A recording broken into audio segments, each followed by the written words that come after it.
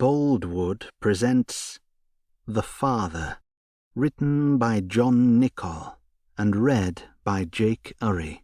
The moral right of the author has been asserted. This performance is owned by Boldwood. A note to the listener. While fictional, this book was inspired by true events. It draws on the author's experiences as a police officer and child protection social worker. The story contains content that some listeners may find upsetting. It is dedicated to survivors everywhere. 1. We have the capacity for such creative beauty, but also such unspeakable horror. I suspect I know that at least as well as most. It's a sad reality I can't deny, however much I'd like to eradicate certain aspects of my past. I'm an adult now, Mr. Anthony Mailer, or Tony, as I'm known to friends and family. A 37-year-old husband and father of one, a reasonably successful journalist living in rural West Wales, close to an estuary beach, a 15-minute drive from town. But I was a child when my story began. A 7-year-old boy growing up in an ordinary family in a beautiful land. But danger lurked in the most unexpected places. I encountered a monster, a predator who hid not in darkness but in plain sight. Appearances can be so very deceptive. If only such men came with a warning branded on their foreheads: danger, beware, don't come near, stay away. Even uttering my tormentor's name is something of a challenge. Dr. David Galbraith still dominates my life in many ways, even though I haven't seen him since childhood. Does that sound ridiculous to you? Can you make any sense of this statement? Well, yes or no, as crazy as it may seem to some, it's true. Galbraith's name may mean nothing to you, but it means so very much to me. He was my doctor, a supposed therapist, a consultant child psychiatrist, no less, and a deviant who targeted, groomed, and assaulted his young patients at will. He helped some, keeping up the facade of apparent respectability, but offended against others, pre-adolescent boys who fitted his victim profile, as I did. He hid his true nature from the world because it suited him to do so. And he hid it well. He was liked, respected, seen as a pillar of the community, someone to look up to, revered. But I knew him as only a survivor can know him. There is nothing good to say about the man. I feel anger, I feel hate and sadness too. Galbraith was a creature devoid of sympathy or goodness. A sadistic, psychopathic criminal of the worst possible kind. I want listeners to know that right from the very start. It's the foundation of my story, the basis of all that comes next. Galbraith still haunts me after all this time. I guess time doesn't heal all wounds. It may do for some, but it certainly hasn't for me. He visits me often in my weaker moments. when my mind wanders back in time, or I lie awake at night, falling in and out of fitful sleep until dawn's welcome light drives away the sound and sight of him. But he always comes back. He's there somewhere in the near distance, even in my happier times, when I'm relaxing with friends and family, watching television, listening to music, reading a favourite book, or sitting in the sun. I'm an adult now, but I mourn for the boy I knew. I feel sad about his lost childhood. I have a loving, intelligent, beautiful wife, a healthy, full-of-life daughter of my own, a comfortable home and a well-paying job, all the trappings of a seemingly successful life. Anyone looking in may think I have it made, that I'm living the dream. But first impressions can be notoriously deceptive. Even all of those bright, shiny things aren't sufficient to send the past to oblivion. The symptoms of post-traumatic stress are still a feature of my life. The flashbacks too regular, the nightmares too real. My overprotective tendencies often at the forefront of my mind. I experience wild mood swings, sometimes when I least expect them. The black dog of depression visits all too often. I worry about my daughter's safety to such an extent that it sometimes negatively affects her life. And I drink too much. One skull-splitting hangover after another. A day rarely passes without a drink or two to numb my troubled mind. And so, things need to change. If they don't, Galbraith will have won. And that's something I can't let happen. He's taunted me for long enough. It's time to make it stop. Writing this book is my attempt to make sense of my past, to understand the events that have shaped my life, and to some extent made me the man I am. Writing is an exorcism of sorts, a prolonged therapeutic exercise that I hope will prove healing. I plan to tell my story with brutal honesty. If I'm going to do this, if it's going to mean something, I have to bare my soul. And everything I'm going to tell you is accurate. I know. I lived it. I was there. I accept that telling won't be easy, but nightmares thrive in darkness. I've tried hiding from the events of those dark days for 30 long years. I've tried pushing the memories from my mind time and again without success. There's no room for denial. I have to face what happened, up close and personal. And so I'll tell my story. I'll shine a light on the worst times of my life. And in doing so, I hope to feel better. I hope I find the solace I so desperately crave, both for my sake and that of my wife and child. I'm not an easy person to live with, that's the truth of it. There's only so much people can put up with, however much they love you. But this isn't just my story. I've worked hard in preparation for the telling. I've undertaken extensive research before reaching this point.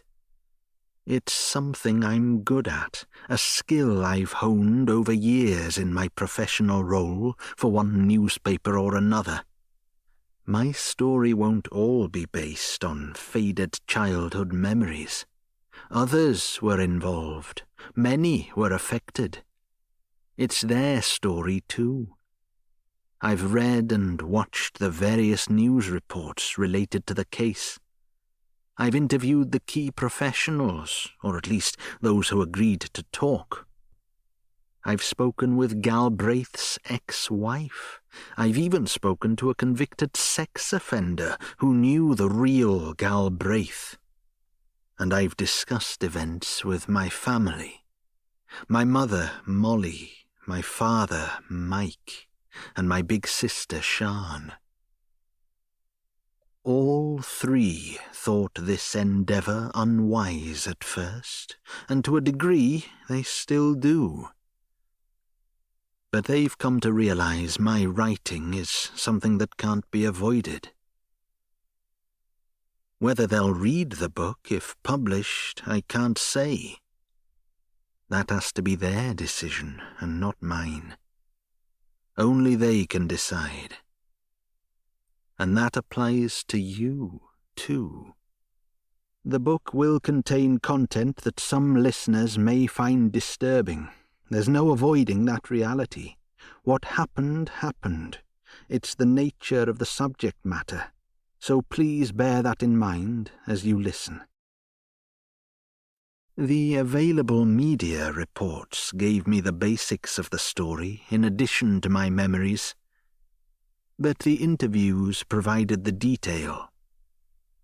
Revelations that were at times both shocking and traumatic. Now all I have to do is outline the results of my research in a logical, sequential order. In doing that, the picture should emerge. And along with the picture will come a clarity that I hope proves cathartic. So here we go. Buckle up. It's going to be a bumpy ride. 2. Even at this early stage, the writing process is proving more challenging than I imagined. Committing words to paper somehow makes what happened seem all the more real. That may seem ridiculous to some, but it's true. I knew the writing would be demanding, but not this demanding. I worry the process cements memories that a part of me still fears were best left in the past. After a few drinks, I came close to deleting the manuscript entirely. But after a lengthy and at times somewhat heated discussion with my wife, I finally decided to continue for all the reasons that I started in the first place. Nicholl, that's my wife's name, has become increasingly frustrated by my prevarication and inconsistency. I think she may see this project as my last chance to save our relationship. She hasn't actually said that, not in so many words, but there's a growing distance between us that tells its own story. Nicholl cried during our conversation, silent tears staining her pretty features, her eyes reddening, the telltale signs of stress changing the contours of her face. I'd spent many weeks telling her why this book was of crucial importance, persuading her to that end, asking for her patience and support, which she readily offered, as is her nature. And then there I was, contradicting my impassioned arguments. I can understand her frustration. Why wouldn't she be agitated? Why wouldn't she be exasperated? Amazingly, she hasn't given up on me altogether.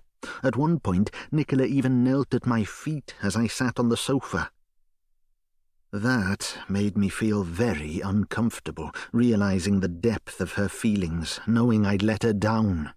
She placed an open hand on each of my knees, looking up into my eyes, pleading with me to see through what I'd started. I'd never seen her so passionate, never so desperate, and it touched my heart, giving me the strength to carry on. You have to defeat your demons, Anthony, for you, for me, and for our little girl. I averted my eyes to the wall, nodding once as she continued. "You've told me that the writing of this book is the only way you're ever going to find peace. You've said little else for weeks on end, and I've listened. I've taken you seriously, finally accepting your arguments." She increased her grip, digging in her nails, grabbing my attention. "And now, when you've finally made a start, you're ready to give up on it. It would be best if you kept going, Anthony. Things can't carry on as they are." She only ever calls me Anthony to drive a point home when something really matters to her, when things are serious. I took a deep breath, sucking in the air and swallowing my doubts, forcing them back down my throat, rather than say something I knew she didn't want to hear. I nodded again, more forcibly, this time with a jerk of my head, manufacturing a smile that I suspect was far from convincing. I told her that I'd keep writing, stating it with passion, the words, pitch, and tone intended to convince her of my commitment to our family. I love Nicholl so very much, and our daughter Olivia, too. Continuing my story is the least I can do. I couldn't guarantee I'd get to the end of the process. That would have been dishonest. But I did promise to do my very best, and I meant it too, every word of it. So I've taken a month's leave from work, 4 whole weeks to get the book moving. I've converted the spare bedroom at the back of the house into a home office, and I'm planning to spend several hours a day putting words on the page. And I'll get on with it, determination silencing my deep anxiety and dread. There's no avoiding the trepidation, but I won't let that hold me back. What happened, happened. I can only tell it as it was. That's the point of it all. The truth, and nothing but the truth. 3. I've spent many hours interviewing my mother, father, and sister. And they were interviews rather than conversations. I asked the questions and they answered. I pushed them on subjects that were hard for them to discuss. That may seem harsh, given our close familial relationships, but it was the only way to facilitate the process effectively. I even recorded our meetings and made written notes, as I would at work for an article. I'm keen not to misrepresent anything any of the 3 said. None of them found our interactions easy, and that's putting it mildly. My family were such a big part of what happened, for good or bad. At this stage of the writing process, I think it makes sense to fully explain how I came to encounter Dr. Galbraith. A series of events led to our unfortunate meeting. That's how life is sometimes. Wrong place, wrong time, and the results can be dire. My father had an affair with a woman he worked with at a local bank. My mother had her suspicions. He was working late a little too often. There was lipstick on a shirt collar, the hint of unfamiliar perfume, and then she caught them together one lunchtime at a local restaurant. They were holding hands across the table. That's how it started. My family's seemingly happy life was blown apart. My mother and father had been childhood sweethearts. They married young and had 2 children together, and yet, despite all that, he let her down, not because of love, but due to lust. Those are his words, not mine. It was all about sex, a driving force that features in my story all too often in one way or another. My father was thinking with his dick. But my father didn't just have an affair. He left the family home, moving in with Tina, a much younger woman. Or the tart, as my mother chose to call her. Both the heated arguments before my father's leaving, and even more so the going itself, had a profound impact on my psychological and emotional well-being. We'd been close, my father and me. The man was my hero, though looking back, I don't think he'd done a great deal to deserve that accolade, other than being there. Nonetheless, the separation hit me hard.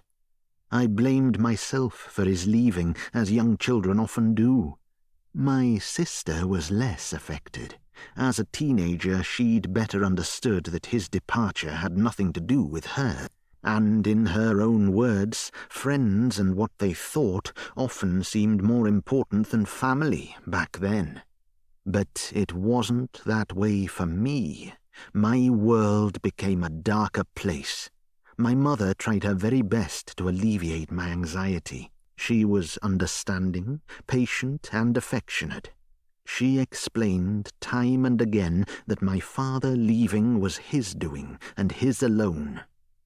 That he still loved me as he had before, that his feelings for me hadn't changed. But nothing she said or did made any difference to my sense of abandonment. I thought I must have done something truly awful to deserve such a fate. I regressed, causing her a great deal of worry at an already difficult time. I became abusive, not physically, but verbally, telling the poor woman I hated her more than once. I didn't, of course, those weren't my true feelings, but I said it. My mother was an easy target, and so she was on the receiving end. She didn't deserve that. It's something I regret to this day. As I interviewed my mother for the first time, she talked of those dark times with sadness, still experiencing unjustified feelings of guilt for the part she played in leading me to Galbraith's door. I told her she was simply doing what she'd thought was best.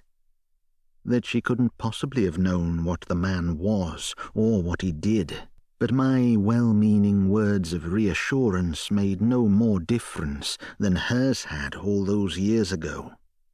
My mother, like myself, wishes she could rewrite the past. That was clear from her countenance, her words, her body language. But of course, such things aren't possible. I asked her to describe the sequence of events that led to that first meeting with the doctor who changed everything.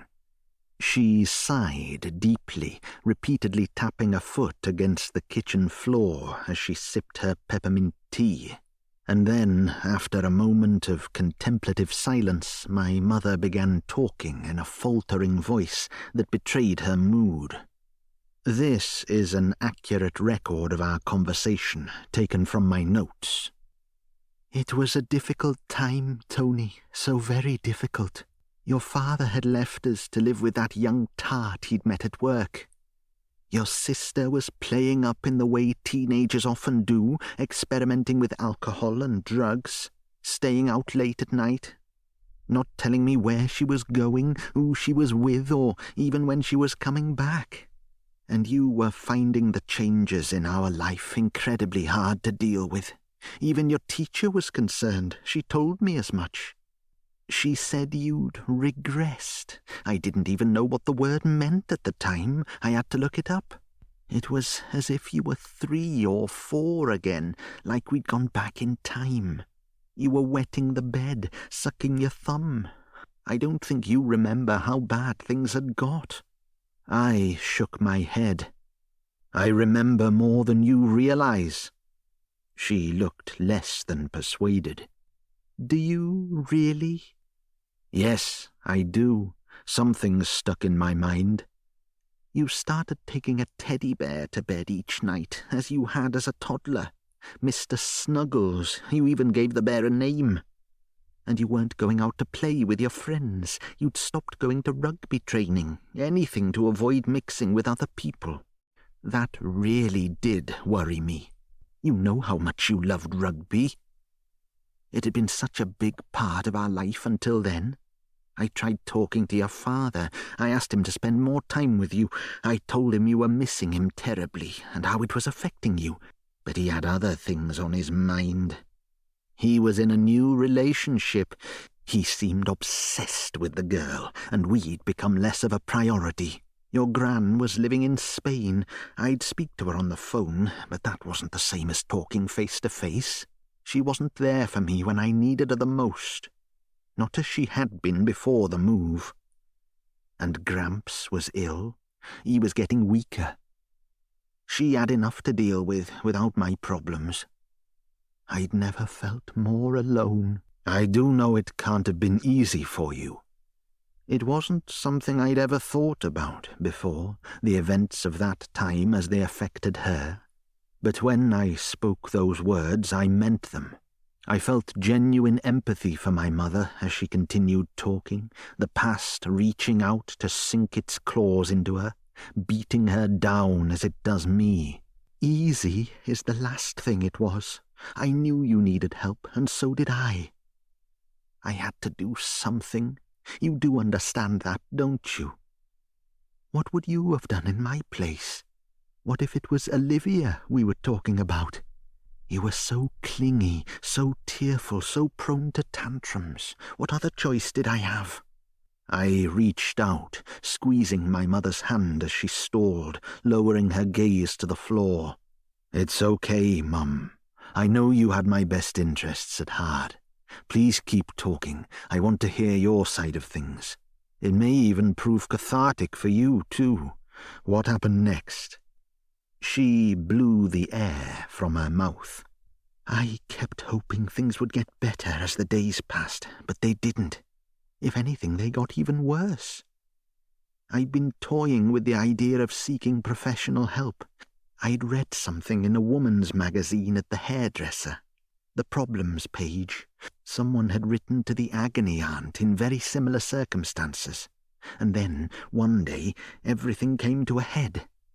You'd peed the bed again. You'd hidden your soiled bedclothes in your wardrobe, and then that same morning you threw an entire bowl of cereal across the kitchen before bursting into a flood of tears. There was one hell of a mess. I was clinging on by my fingernails by that point. It was more than I could take. I had a vague recollection of those events, but no more than that. Why would I do that? I said. It was a Friday morning. Your father rang me, cancelling his access visit that coming weekend. He had something else on. I had to tell you he wasn't coming. The new woman in his life was more important than we were. I didn't say that, of course, not the last bit. I made something up to soften the blow. But that was the reality. You'd been so looking forward to seeing him. You'd been talking about it all week, building it up in your mind. You took the news so very hard. You couldn't put it into words, so you acted out, and it felt like you blamed me. Oh, shit. That all makes sense. Shoot the messenger. I was angry with him, but took it out on you. She nodded her agreement. I was mentally and physically exhausted by then. I couldn't cope with any more. That morning felt like the last straw. I thought it was all my fault, all of it. His leaving, going off with someone new. I thought it was all down to me. I've read about it. The theory, that's what young kids do. They think the whole world revolves around them. I told you it wasn't your fault. I kept telling you. My mother began crying. Not an easy thing for me to witness, but I guess an inevitable part of the process. It was stop the interview or continue. I decided on the latter. I didn't believe you. I was sinking, Tony. I couldn't have done more. I did my best. I know you did, Mum. I know. Really? Yes, really. She smiled without parting her lips. The tension mitigated for a fleeting moment as my simple words of reassurance eased her angst. That's good to hear. Maybe there's some point to this after all. I spoke slowly, clearly enunciating each word, keen to keep her talking. Okay, let's move on. I get that you needed help. No one could blame you for that, and I certainly don't. But how did all this lead to my seeing Galbraith? Mum stared into the distance, travelling back in time. We all saw him. Me, you, Dad, and Shan. Yes, I remember, but how did it come about? She sighed again, the tension back. I wasn't coping, Tony. I talked to Dr. Proctor, our GP. You must remember her. I nodded my confirmation, waiting for my mother to continue, as I knew she inevitably would. She'd started, so she'd finish. There was purpose in the telling. I thought the doctor might prescribe you something, to calm you down a bit until you came to terms with the changes in our lives. But she recommended the Child Guidance Clinic. She was persuasive. She assured me it had a good reputation. It seemed like a good idea. What more can I say? It was a relief, to be honest. I thought you were going to get the help you needed. I talked to Gran on the phone, and she thought the same thing. It wasn't just me. What about Dad? I hadn't meant anything by it. It was a straightforward query to establish the facts. There was no implied criticism. But I think my mother took it that way. Straight on the defensive, she snapped out her reply. What do you mean? Well, what did Dad think? It's a simple enough question. She rolled her eyes, her expression hardening. She may well have regretted agreeing to be interviewed at all, then, I can't be sure. Oh, here we go again. I'm always the bad guy. You've got to blame someone, so why not me? Is that it? Is that where this is going? I leant towards her, considering her 3 questions in one, all meaning the same thing, all coming from the same place. That is not what I'm thinking, Mum. Maybe when I was a child, yes, but certainly not now. I want to know the facts, that's all, for the sake of the story. There's no blame, definitely not from me. If you're sure? I've never been more sure. I said it with conviction, meaning every word. She didn't respond, sitting in silence. I cleared my throat, not willing to let it go. I'd committed to honesty, warts and all. I needed that from others, too. So, Dad, what did he think about the clinic idea? He must have had an opinion. My mother still seemed reluctant to answer, but then all of a sudden the words poured from her mouth as if in a torrent. He didn't like the idea. There, I've said it. Are you happy now? Is that what you wanted to hear? But don't go thinking your father was anything other than selfish. He didn't want his dirty washing aired in public, that's all. He knew all our problems were down to him. Talking about it was the last thing he wanted, and particularly to a stranger. But he ended up going along with it. Yes, he did, after some persuasion. I remember. Do you? As if it were yesterday. She pressed her lips together. I'm tired, Tony. That's enough for today. I hid my disappointment as best I could and contemplated talking her into continuing, but I decided against it. I had to consider her feelings. It's not all about me. Okay, we can speak together again in a day or 2. My mother rose to her feet, a little unsteadily, shifting her weight from one foot to the other. She's not as strong as she once was. Time hasn't been kind, and the events of our shared past took an inevitable toll. I hadn't realized quite how much until now. I wish I'd never heard of that clinic. You do realize that, don't you, Tony? Of course I do. She turned her back to me, approaching the fridge. Are you stopping for something to eat? I've got some nice vegetable casserole left over from yesterday's tea if you fancy it. I could heat it up with some rice." I shook my head, keen to get out of there. I wanted to check my notes, listen to the recording. Eating could wait. "I'd better get off," I said. "Nicholl will be waiting for me." My mother followed me down the hall as I approached the front door. "Are you certain this book's a good idea, Tony?" It hadn't been an easy conversation for either of us. As I turned to nod, forcing a thin smile, I tried to look a lot more convinced than I felt. "It's something I've got to do. Please accept that. It's my only hope of coming to terms with the past. Maybe then, when it's done, I can look to the future. It's not something I'm doing on a whim.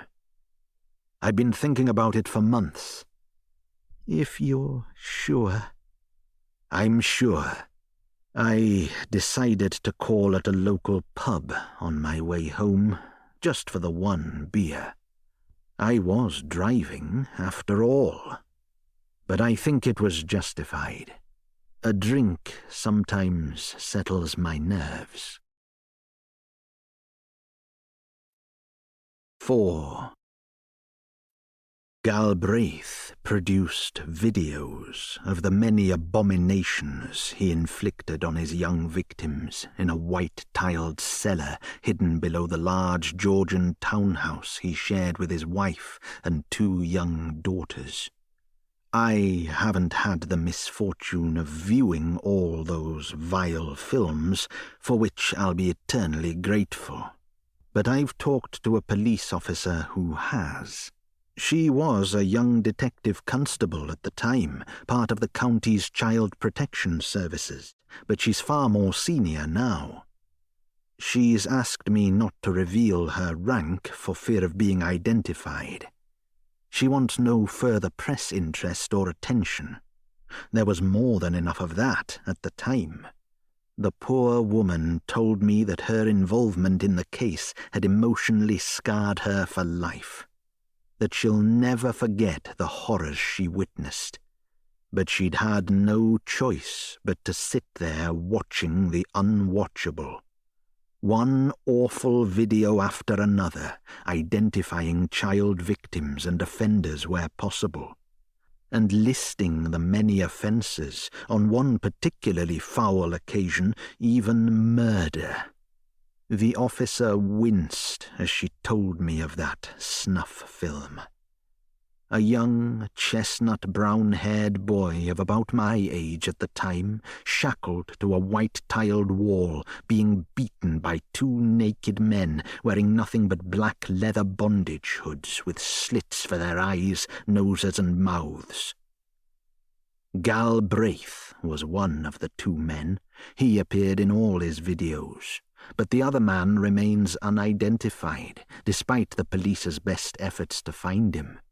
The officer was close to tears as she described the murder scene, the boy hanging bruised and bleeding from thin, twisted arms, intermingling body fluids pooling around his feet as the men's many blows increased in severity. I could see the officer tense, her expression tortured as she clenched her hands into tight fists, raising her eyes to the ceiling as if bemoaning humanity's many failings.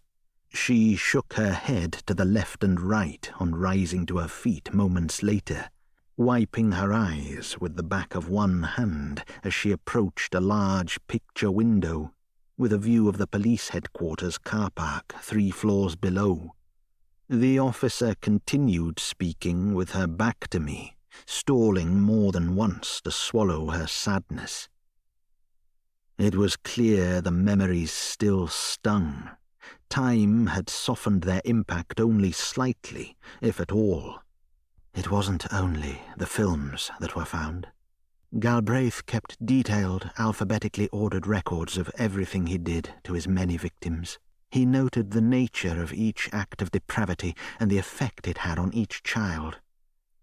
It was as if he thought he was carrying out a legitimate scientific study. It reminded me of some terrible things I'd read about the Nazi death camps, monsters like Mengele. He was a doctor too. I really don't think Galbraith fully appreciated the heinous nature of what he was doing. I shook my head incredulously. Oh, come on. He was an intelligent man, an academic. Surely you're not trying to say he wasn't fully culpable for his actions. She was quick to reply. Oh, God, no. Don't get me wrong. I'm not saying he didn't know he was harming those boys. His notes make it perfectly clear that he did. I've no doubt he revelled in their suffering. He was a total psycho, evil personified, the worst criminal I've ever had the misfortune to encounter in a very long career. But I believe he thought his criminal acts were justified. He thought he was better than those children, that they didn't matter, that his needs came first. The man really was deluded. He was a sadist, the very definition of a predator who had access to vulnerable children, and he took full advantage. He thought of no one but himself. Only he mattered, just his needs and his alone, whatever the cost to others. His job gave him access to victims. Do you think that happened by accident? The officer emitted a sharp laugh that had nothing to do with humour. Ha! Galbraith was a planner, a schemer. Nothing happened unless he meant it to. That's how he got away with his crimes for as long as he did. His entire life was geared towards his evil desires. I've no doubt he worked with children to facilitate his offending. Abusing kids and getting away with it, it's what he lived for. I indicated my agreement. She'd put it so well. That was my understanding, too. In some strange way, I took satisfaction in that. As we continued talking, a genuinely horrible realization dawned. She told me of an interview she'd conducted with an abused boy, one who'd mentioned both a white room and an abusive doctor. She went on to talk of information received by the police, not only suggesting that an organized paedophile ring was operating in the area, but that Galbraith was an active member. I checked the dates once, then again, shaken by my discovery. All that happened before I was the focus of Galbraith's depraved attentions. The police already had the evidence she'd outlined at the time he was targeting me. If only, I could have screamed. But what was the point in even thinking it? What happened, happened. I fought to retain my composure, insisting I needed to know more. She said things weren't nearly as simple as they appeared. It seems to me they seldom are. I pressed the officer for further information, but without success. For whatever reason, to my huge frustration, she decided she'd said enough. We arranged a second meeting for the next day, when she said she'd have more time to discuss the case. She also recommended I speak to another police officer named Pam Forsyth, and an ex-child protection social work manager named Mel Nicholson. Both, she said, could tell me more, which would help me make sense of events.